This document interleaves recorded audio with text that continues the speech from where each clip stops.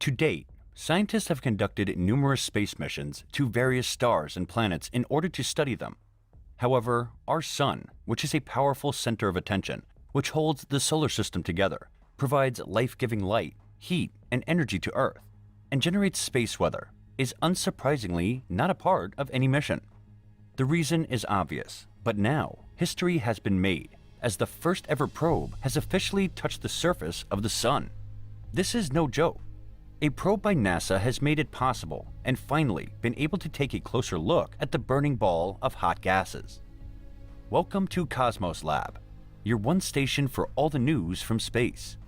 Join us in today's video to find out all about the probe that has touched the Sun. For the first time in history, a spacecraft has touched the Sun, a statement that really amazes everyone who listens to it. This history has been made through NASA's solar probe Parker. The spacecraft has officially touched the Sun, slamming through the corona, an unknown region of the solar atmosphere. According to the National Aeronautics and Space Administration, the latest achievement is a huge step forward for the Parker Solar Probe, a giant leap forward for solar science.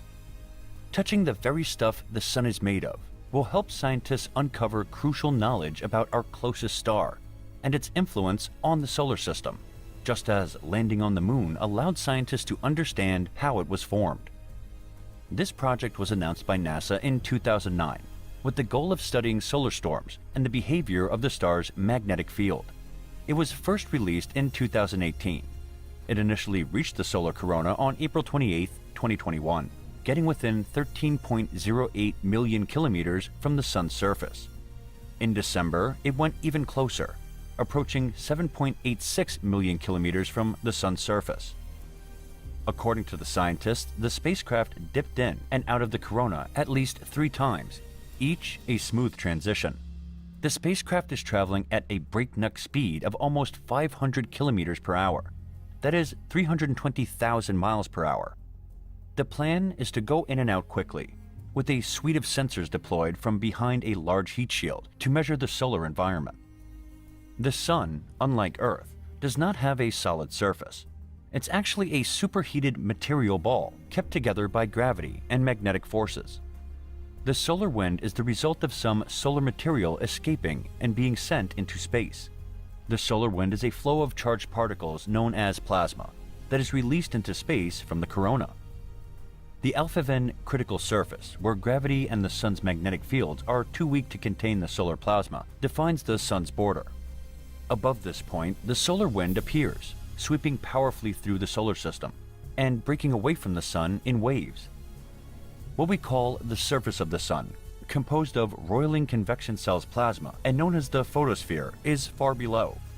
The Parker Solar Probe actually flew through the corona in April during the spacecraft's 8 close approach to the Sun. Scientists said that the data took a few months to arrive, and then several months more to confirm. Astrophysicist Naor Raoufi, the Parker Project scientist at the Johns Hopkins Applied Physics Laboratory, said, "Flying so close to the Sun, Parker Solar Probe now senses conditions in the magnetically dominated layer of the solar atmosphere, the corona, that we never could before. We see evidence of being in the corona in magnetic field data, solar wind data, and visually in images. We can actually see the spacecraft flying through coronal structures that can be observed during a total solar eclipse." He called this milestone fascinatingly exciting. According to Raoufi, the corona appeared dustier than expected. Future coronal excursions will benefit scientists in better understanding the solar wind's origins, as well as how it is heated and pushed into space. Parker recorded variations in the Sun's magnetic field and sampled particles during its nearly 5-hour stay inside the solar atmosphere. Before this, the scientists depended on external data to estimate these qualities.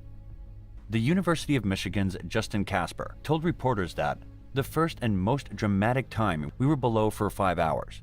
Now you might think 5 hours, that doesn't sound big, but he noted that Parker was moving so fast it covered a vast distance during that time, tearing along at more than 62 miles or 100 kilometers per second. Parker came across a magnetic structure known as a pseudo-streamer at a lower depth, which we can see arcing out from the Sun during solar eclipses. Parker's findings show that these structures are responsible for the Alpheven critical surfaces deformation, albeit scientists don't know why. Conditions were quieter inside the pseudostreamer than in the surrounding solar environment. Particles were no longer as chaotically buffeting the spaceship, and the magnetic field was more ordered. Now, a question that must be in everyone's mind is why the probe that has reached the inside of the Sun hasn't been melted. The temperature of the Sun's surface is roughly 5,500 degrees Celsius. For unknown causes, the solar corona is subsequently hotter, over 1,000,000 degrees. Even one of the Parker's probe's study goals is to investigate the coronal heating problem. A student of physics and astronomy has explained that if we look at the definition of temperature, then it is a measurement of how quickly particles move. In other words, the average kinetic energy of the particles that make up a body is its heat. Heat, on the other hand, is a measurement of the amount of energy transferred by fast-moving particles. This is why a body might have a high temperature, but produce little heat. That is, the body's particles may have a lot of kinetic energy, but there aren't enough of them to transfer it. Space, for example, has a constant baseline temperature, but due to its vastness has a very low density, and hence transfers essentially no heat to the objects within it. The solar corona is the outermost layer of the Sun. Although it has a low density, it has a high temperature. As a result, the Parker probe comes into contact with fewer particles. The solar corona, however, remains at 1,000,000 degrees Celsius, which is extremely hot even for a star. To overcome this issue, the Parker probe has a heat shield in front of it called the Thermal Protection System, or TPS. The TPS is 115 millimeter thick and 2.4 meters wide, and is made of a composite foam sandwiched between two carbon plates. Its sun-facing plate is polished with white ceramic paint to reflect as much heat as it can.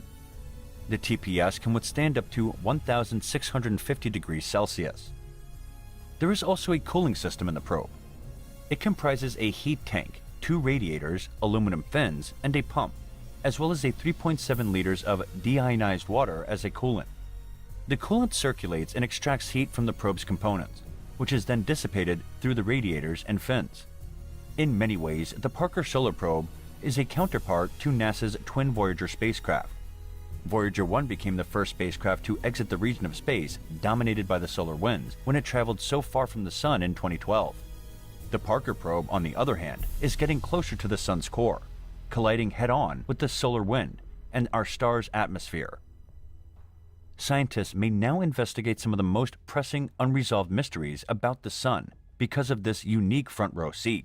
Thomas Zurbachen, the Associate Administrator for the Science Mission Directorate at NASA headquarters in Washington, said, "Parker's solar probe touching the Sun is a monumental moment for solar science and a truly remarkable feat. Not only does this milestone provide us with deeper insights into our Sun's evolution and its impacts on our solar system, but everything we learn about our own star also teaches us much more about stars and the rest of the universe." On subsequent flybys of the Sun, the Parker science team will collect far more data as the probe travels further into the corona. It should make a total of 26 close approaches, or perihelions, to the Sun over the course of its 7-year mission, employing a total of 7 gravity assist maneuvers from Venus to bring it closer. By 2025, the probe plans to make its closest approach of up to 6.16 million kilometers. The magnetic field of our planet can be shaken by the Sun's most powerful eruptions. Communications may be disrupted, satellites may be knocked offline, and power grids may be subject to electrical surges as a result of the process. Scientists strive to predict these storms, and Parker offers new and useful data to assist them. What do you think about this masterpiece and the milestone achieved by it? Is it going to be able to achieve what it is designed for? Share your views in the comments section below. If you like the content, do give it a thumbs up. And don't forget to subscribe to the channel and click the bell icon for the update on upcoming space videos. Until then, have a great day, and thank you for watching.